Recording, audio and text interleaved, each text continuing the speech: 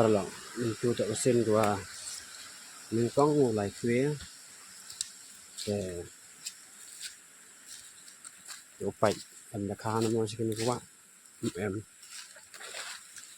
ngam jam lai kue kan kibigilap ni tak usin gua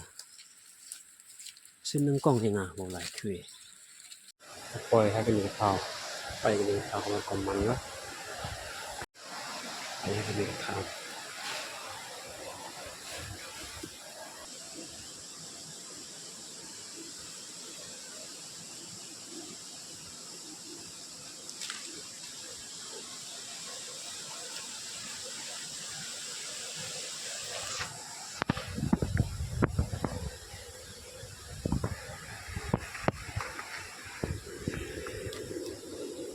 parlang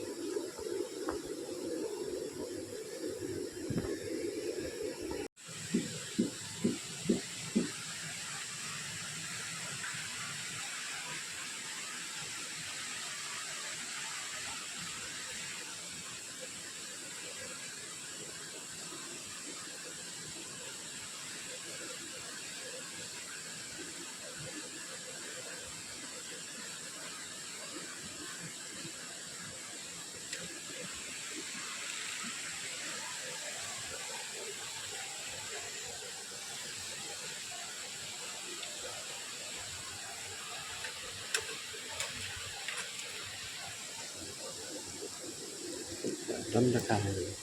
em